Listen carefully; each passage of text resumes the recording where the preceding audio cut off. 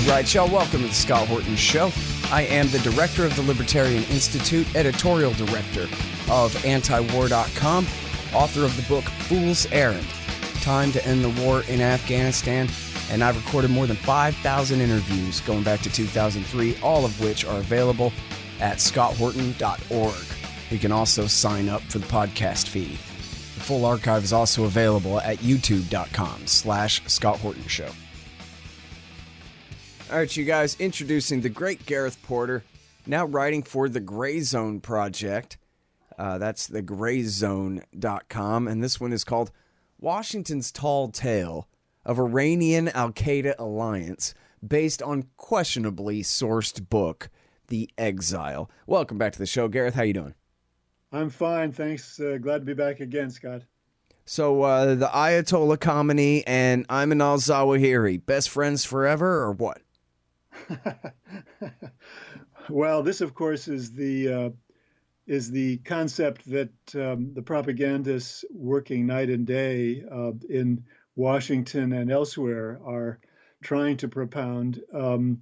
It's of the essence, as you know very well, for the people who run U.S. national security policy to besmirch Iran for decades past as terrorists. That's been I think the single biggest selling point that they've used over the years. And this article does address, as you've suggested, the latest installment, if you will, of this theme that Iranian leaders, in this case, General Soleimani, Qasem Soleimani, the late the assassinated top general of Iran, was indeed a co-conspirator with Abu Musab al-Zarqawi in Iraq. That's the game that was played in this particular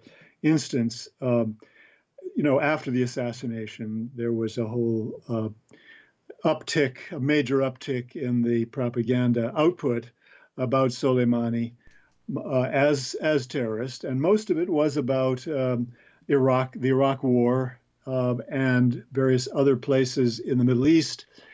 Since then, that supposedly involved Soleimani in plots to carry out terrorist actions. But in this case, it really is particularly outrageous because it suggests that Soleimani was indeed partnering with Zarqawi back in 2001, 2002 to carry out his campaign of terrorism against Shiites in Iraq, which on the surface, on the face of it, is simply absurd to suggest that the IRGC was slavering after Zarqawi as a partner to carry out a terrorism against their own colleagues, their own fellow Shiites in Iraq, which in fact were their main allies against the former regime, which they were supporting an armed movement to get rid of. And so this is a starting point for my article, basically. Colin Powell, call your office. What a huge development. Of course, for people who remember the lead up to the war, in January of 2003, Colin Powell gave his big presentation to the United Nations. He said Zarqawi was the link between Osama and Saddam. That's right. Exactly. Yes. Now they're saying, if only Dick Cheney had known. That's right. Apparently he's the link to the Ayatollah too. And so, okay, but here's the thing of it now is that from what I understand, he was in Afghanistan at the time of the American invasion in late 2001. And then he ended up making it to Iraq. So he must have traveled through Iran. So that must have been Soleimani's doing, right? Well, so far, that's an accurate statement that he was in Afghanistan, that he fled from Afghanistan at the end of the American war of deposing the Taliban regime into Iran, and did in fact reside there for some months in late 2001, 2002, up to 2002 at some point. But that's where the truth ends and the fiction begins, because this particular tale, as you have nicely put it in your title, really tells us that Soleimani, as head of the IRGC at that point, was eager to collaborate with Zarqawi in killing Shiites, and therefore helped him out somehow to get to Iraq from Iran, and supplied him with various weapons and some other sort of encouragement along the way. And this is the tale that is based all entirely on the book The Exile by Adrian Levy and Kathy Scott Clark, published in 2017, which has been treated as somehow a masterpiece of reportage by people who should know better, but in fact are using this as the basis for sort of pushing their political point of view about Iran, because what the authors do is to suggest this thesis that in fact the Iranians were helping Zarqawi and his colleagues who were in Iran at the time to prepare their campaign of terror in Iraq. And the evidence for that is to call it thin is really to do them really a service. It's to get them off the hook, because it's not just that the evidence is thin. The only evidence they have really is a story that is I guess it's essentially from this guy who was a Mauritanian leader of Al-Qaeda, senior Al-Qaeda leader, who was also in Iran at the time, but was one of those who entered legally. And here's where I want to try to distinguish between the tale that these co-authors tell in their book, The Exile, and the reality that we now know from various documentary sources. Because what they're trying to suggest is that the Iranians knew all along that Zarqawi and other military leaders of Al-Qaeda were residing in Iran, and that they must have known that because they helped them because they must have known they were there, and that provides some evidence of some sort that they were allies of Zarqawi. So what actually happened was that these people, Zarqawi and other military leaders, as well as troops, entered Iran illegally, clandestinely. The Iranians knew that it was happening, but they could not stop them because there were so many points of entry that they could get into Iran, through which they could get into Iran, that they could not cover them entirely. So they were not aware precisely of the location of these troops and officers of Al-Qaeda's military forces under Zarqawi. And so there were two sets of Al-Qaeda people. One set did enter legally with passports, and the Iranians allowed them to stay under very strict agreement that they would not do anything political, that they would not use their cell phones, and that this was only temporary as a humanitarian gesture. And of course, what happened was that they did use their cell phones, and the Iranians knew pretty much that they probably would. But they used that, they tracked them very closely. They kept very close track of them. And they were hoping that they would help lead them to the clandestine Al-Qaeda people who were in Iran at the time. And this probably was the case, that they got some clues from some of the legally present people to the clandestinely present people in Iran. And within a matter of months, they began to crack down on some of the troops that that Al-Qaeda had brought into Iran into early 2002. And then in the spring of 2003, in March of 2003, they did in fact round up the majority of the troops, and some of the political leaders who were with them, including Saif al-Adil, who later provided some evidence about what happened. But they did not capture, as far as we can tell, they did not capture Zarqawi himself. And we know that particularly from Saif al-Adil, this senior al-Qaeda leader who was captured in March of 2003, because he talks about having met Zarqawi before he left. He said Zarqawi was leaving, and this was the last meeting before Zarqawi took off. He met with him in the spring of 2003, in March of 2003. So before Saif al-Adil was arrested, he met with Zarqawi and he was on his way out of the country. And so I come back now to the only story that they have, the only evidence that they have to support the idea that the Iranians and Soleimani were somehow in league with Zarqawi. And that story is that the prisoners who were being held by the Iranians, these are the legal prisoners that were being held, were being held in a kind of prison-like structure, and they were held in separate cells. And this guy, Al-Mauritani, who was a political type, tells the story, although they do not quote him ever.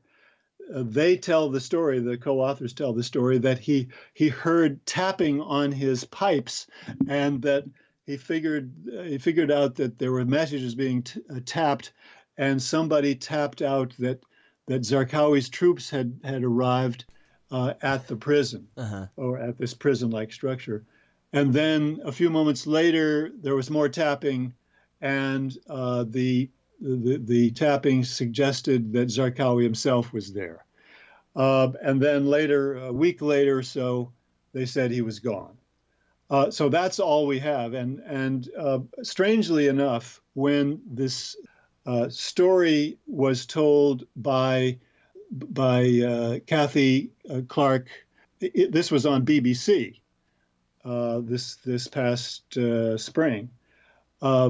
The BBC radio documentary, which was about 36 or 39 minutes, she tells the story, but this time it's whispering in the hallway, not tapping on the pipes. It's whispering in the hallway, supposedly with Zarqawi himself, saying, "Oh, it's okay for you to go to Iraq and do what you want to do." Well, I mean, it's an absurd story to begin with, right? But the fact that she tells a completely different story in this BBC documentary from the one that's told in the book is very suspicious, to say the least. Right. So anyway, that's the essence of, I think, the propaganda that's being put out, and why it really doesn't hold up. But there's more to the story, and we can talk about it if you want to. Yeah, sure. Let's get into that in a second there. But of course, for the narrative's purposes, it doesn't matter what's in the book. All that matters is there's a book that says this, and so now it can be cited on Fox News and whatever, Iran hawks need to invoke there. But importantly, as everybody already knows, Zarqawi was not a member of Al-Qaeda in 2001, 2, 3. He didn't declare his loyalty to bin Laden until the fall of 2004, a year and a half after America invaded Iraq. And so that was why Colin Powell was wrong that he was the tie between Saddam and Osama, was he had told Osama bin Laden no, he didn't want to join Al-Qaeda. And also Saddam Hussein had an all-points bulletin out for his arrest, rather than had provided him medical care and all this stuff like in Jalabi and the INC's claims back then. But so there's no reason. Okay. I mean, at this point, the guy was, a kind of mid-level mujahideen type who was focused on trying to attack the king of Jordan. What interest would the Iranians have? Why would they even know that, hey, 2.5 years from now, this guy's going to be a real problem for the Americans in Iraq? Well, I'm not going to base the case on sort of any assumption one way or another about what the Iranians knew about Abu Musab al-Zarqawi at that moment. But I think the point I want to make is that, Zarqawi apparently was working with this leading Al-Qaeda figure, one of the people who was a member of the Al-Qaeda Shura Council, who was present in Iran, and they had been working on various plans for the region, and not just in Iraq but throughout the region while they were in Iran. And of course, the Defense Department under Rumsfeld, with his neoconservative allies there, were eager to portray Iran at that moment in March, April, May, let's put it May of 2003, as knowledgeable about Al-Qaeda plots. And so they were blaming Iran for a terrorist plot that was carried out in Saudi Arabia in May of 2003. But all the evidence indicates, and CIA people who have since left have testified themselves that no, there was no real evidence that Iran knew about these plots that were being hatched by the Al-Qaeda, who were, in Iran, but they were clandestinely there, and they were there working with other Sunnis who were certainly not loyal to the Iranian government. They had their own confederates, their own allies, who were really anti-Iran at that point. Mm-hmm. And you wrote in your book that your most recent one, that attack in Saudi, the Hawks blamed on Iran and said that they had cooperated with Al-Qaeda in doing it, and how that had been the background to a decision that Bush made then to cut off all cooperation with them against Al-Qaeda, which at that point had been ongoing, right, to some degree. That's correct. It was a neocon maneuver to stop a process of diplomatic negotiations between the United States and Iran, which were really quite promising because they were talking about making some kind of deal that involved the United States giving them information on the MEK, and they're giving the United States information on Al-Qaeda people that they held. And this would have been in April and May of 2003. So, the neocons intervened very strongly there to prevent it by using a pretty clearly dishonest maneuver of blaming Iran and saying that they had, intelligence to that effect. Well, they didn't have any intelligence at all. They had no knowledge to support that whatsoever. That's very clear. Hey, I'll check it out. The Libertarian Institute, that's me and my friends, have published 3 great books this year. First is No Quarter, The Ravings of William Norman Grigg. He was the best one of us.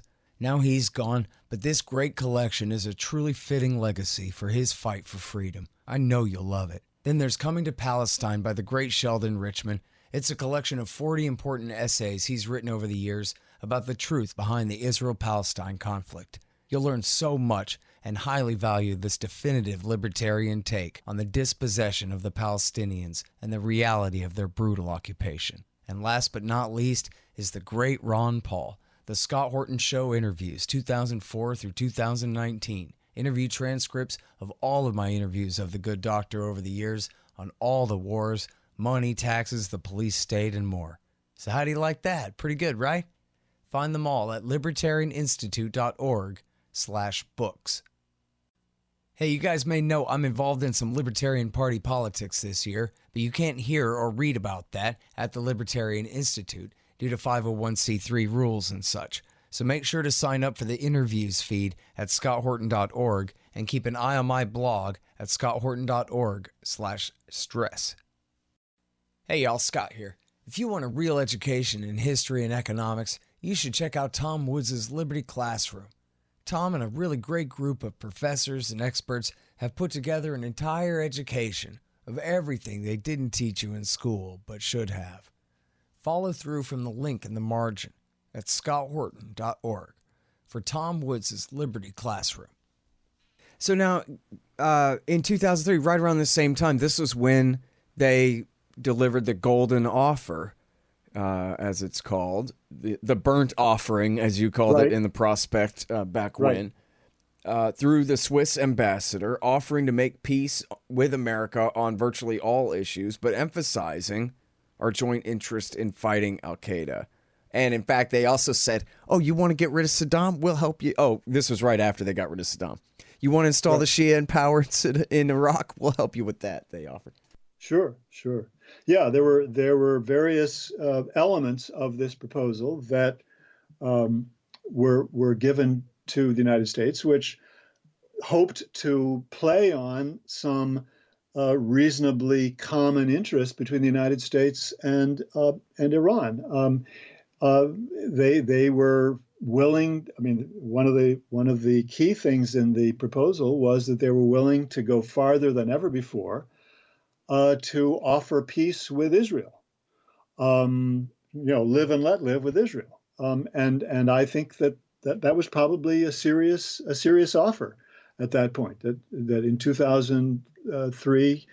It was a time when they were considering their options in terms of how are we going to get along with Israel here? How do we avoid being targeted by Israel, being threatened by Israel to attack us in the future? And this was one of the ways they hoped to do that. Yeah, I mean, they had said before, hey, if 2 states is good enough for the Palestinians, who are we to second guess that? Which is a huge signal that they're backing off. That was part of the signal. You're right. Exactly. They were taking the same position that the Saudis had taken in their proposal, which was endorsed essentially by the Arab world in 2003, to try to bring peace between Israel and the Palestinians.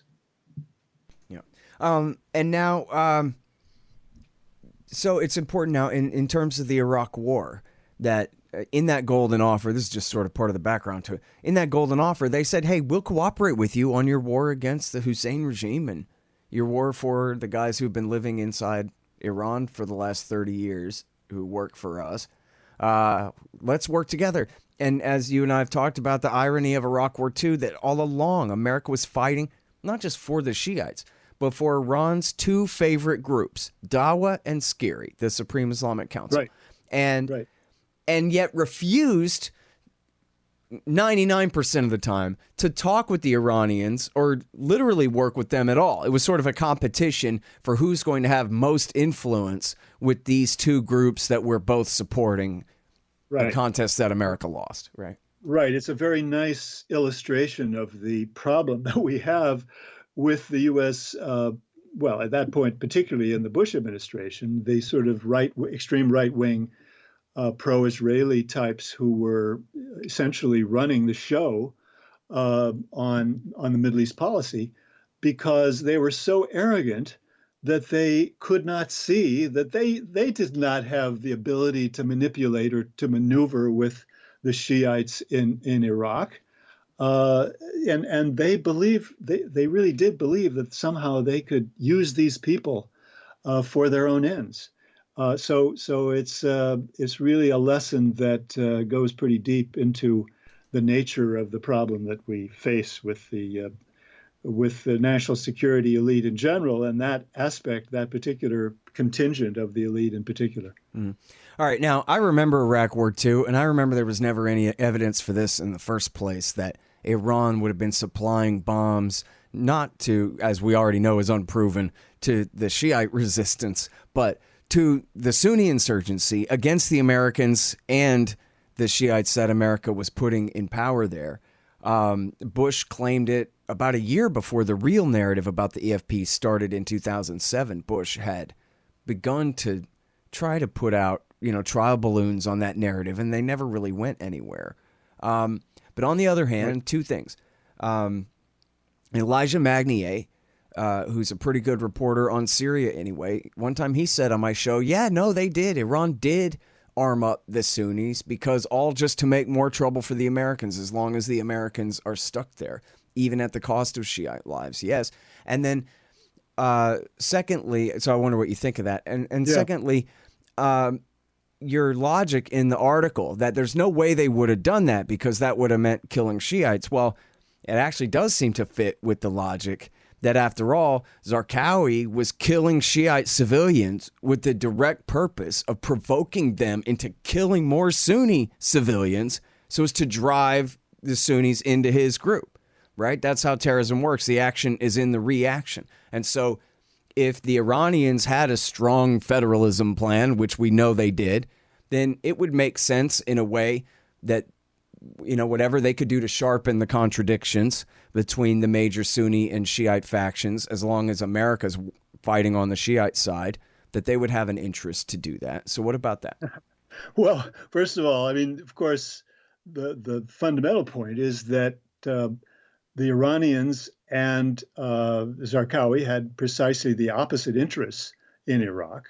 Zarqawi wanting to turn the Sunnis against the Shiites. That was his point.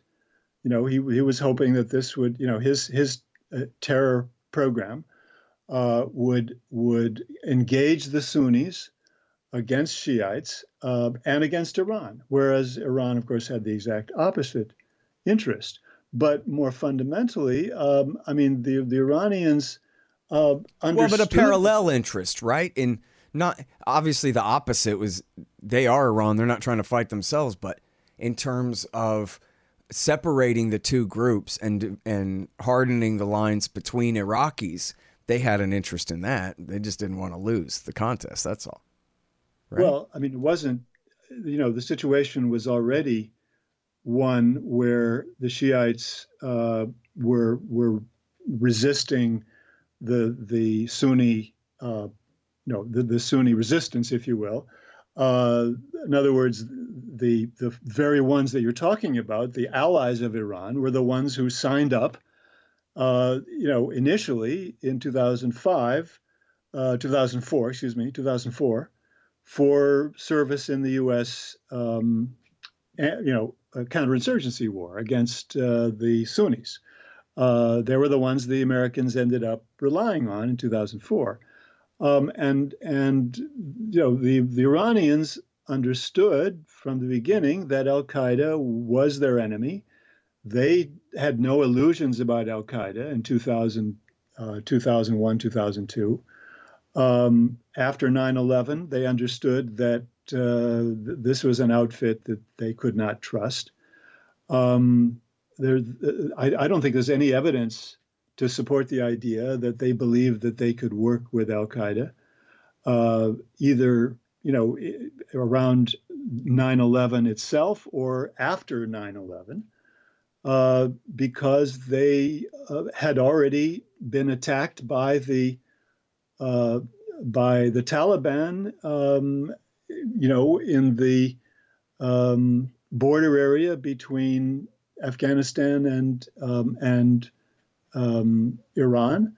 They knew that Al-Qaeda and Taliban were working together during that period from the late 90s on. They understood the intention of Al-Qaeda to be anti-Shia. There's just no basis for talking about the idea that Iran could have any strategy that was based on something other than that. I just don't see it. All right. Well, so in your article, you talk about the papers that they found in Abbottabad, Pakistan, when they killed bin Laden. Right. We want to talk about that because it's very important to understand that those documents have now been studied pretty carefully, particularly by a woman named Nellie Lahoud. She was a researcher for the West Point Center on Counterterrorism and then went to the New American Foundation and has been a researcher there, a fellow there. And in that regard, she has read some 300, more than 300 of the thousands of documents that were found in bin Laden's home after the assassination of bin Laden. And what she has found in reading those documents is that they provide no support whatsoever, no evidence whatsoever for the idea that the Iranians were even aware of the locations of the Al-Qaeda people who were there illegally, clandestinely. They knew that there were some there, but they didn't have the precise information until they began to step up their surveillance and eventually were able to locate them and to arrest them. But there was no evidence whatsoever in those papers that they worked with any of those people who were there clandestinely, that they supported them in any way, shape, or form. And indeed, she makes one point which is devastating to that whole thesis. She said there was one document that had to do with the Al-Qaeda folks telling their military cadre or their illegal cadre, clandestine cadre there, how to commit suicide if they were discovered by the Iranians. In other words, there was no deal of any kind, no arrangement of any kind between the Iranians and the Al-Qaeda in Iran, the clandestine Al-Qaeda in Iran. Mm-hmm. And now, so can you talk a little bit about, and we're skipping around here, but I guess can we end with the beginning here? We're right after September 11th. They were working with the leaders in the White House on not just helping America target the Taliban and even helping with supply into the initial invasion of Afghanistan, but in helping with the rendition, as they called it, of I don't know how many Al-Qaeda fighters who had fled from Afghanistan into Iran. And they were doing this all essentially to impress George Bush. That, right. See, we hate these guys as much as you, and here's a chance for us to get along. Right, and they did, in fact. We know there was a Washington Post report during that period that the Iranians sent a list of Al-Qaeda who they were holding. Now, these were not the high-level people. They didn't reveal the names of the high-level Al-Qaeda that they had, like Saif al-Adil. And they didn't do that because that was a bargaining chip with the Americans. So they sent them a list of low-level Al-Qaeda to show that they did hold them. And they were offering this deal that I mentioned earlier, which was that they would exchange information with them about the high-level Al-Qaeda people that they held in return for their information about the MEK people that the United States had a relationship with in Iraq. So that was the beginning. I mean, I think that they were probably angling ultimately for a deal where they would turn over Al-Qaeda to the United States because the United States wanted that. They wanted high-level Al-Qaeda to be turned over to the United States. And in return for that, they would have expected some significant U.S. Concessions. We don't know exactly what they wanted, but definitely they would have expected some concessions from the U.S. for that. Mm-hmm. But of course, we know that the neocons nixed that deal, prevented any such consideration, as we've just talked about a few minutes ago. Mm-hmm. Well, it's important to note, too, that the Hawks have blamed Iran for releasing Al-Adil and saying, aha, see, they had him all along and they released him. But that was like 10 or 15 years later something, and only after some Taliban had abducted an Iranian diplomat in Pakistan. And so they traded him. But that was years and years and years after the Americans could have had their hands on him. Yeah, now this point that you've just made takes us into very interesting reality that it's not just Adrian Levy and Kathy Scott Clark, who were pushing this line of, the Iranians helping Al-Qaeda carry out terrorism. We know, of course, that the Israelis have been pushing that line, and people who are supporting the Israelis have been pushing that line for many years. And one of the places in Washington where that's been going on has been the Treasury Department's, Office of Terrorist Intelligence Research. And they have been putting out propaganda essentially along this line, one of which I've written about. One of the storylines that they put out was indeed to suggest that the Iranians had made a deal with a secret deal with Al-Qaeda, which involved this one guy that they named, who was supposedly the person who had been working inside Iran for many years, and who they were using to make their deal with Al-Qaeda. And this was, they were just repeating this line that there was a secret deal between Iran and Al-Qaeda. Well, again, people who were involved in within the CIA on following this, including Paul Pillar, have said there was no evidence whatsoever of that.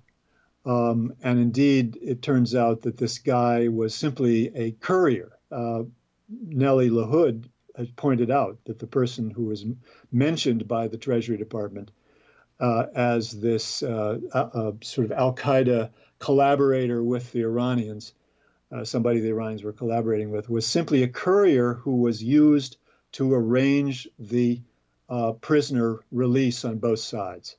So, there's just so much dishonesty surrounding this whole subject that people just have to assume that anything that comes out along these lines is going to be essentially dishonest propaganda. Yeah, false, got that right. False stories. Well, and, again, just like you're kind of saying here, in the overall, it just doesn't make any sense on the face of it. Obviously, Ayman al-Zawahiri would love to see the Ayatollah beheaded and all of Persia plunged into chaos and, an end to the Shiite Islamist dictatorship there, as much as Netanyahu or Sheldon Adelson would like to see that. Of course, that's right. In their interest. And Al-Qaeda and ISIS have waged devastating attacks inside Iran over these last years as well. Yep. This is part of the picture. Absolutely. There is definitely a strong contingent that wants to use the Al-Qaeda issue to get at Iran. I mean, this is central to the overall strategy. Yeah. And by the way, when Zarqawi's group took over all of Western Iraq, Iran sent troops immediately.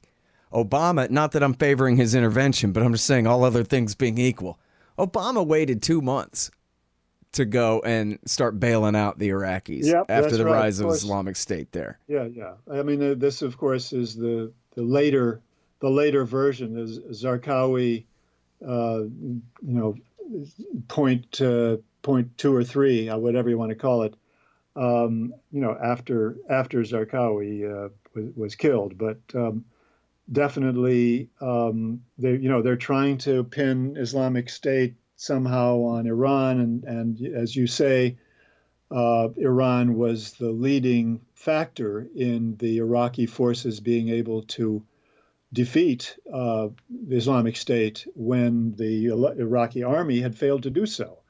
It was the pro-Iran militias, and some who were not pro-Iran, but a combination of pro-Iran and other militias, aided by the Iranian military presence, with Soleimani being the single most important figure there inside Iraq, who helped that to happen, who made that possible for that to happen. The Iranians provided arms, they provided training, and they provided tactical and strategic advice.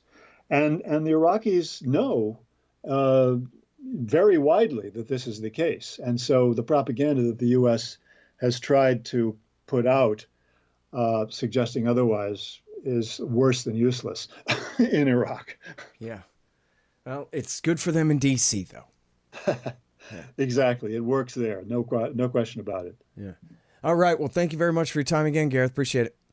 My pleasure. Thanks so much, Scott. All right, you guys, that's the great Gareth Porter. He's writing at The Gray Zone, thegrayzone.com, and his latest book with John Kiriakou is called The CIA Insider's Guide to the Iran Crisis. Kiriakou is the CIA, not Porter. You know that. I hate for people to think you were CIA, man. The Scott Horton Show, Anti-War Radio, can be heard on KPFK 90.7 FM in LA, APSradio.com, antiwar.com, scotthorton.org, and libertarianinstitute.org.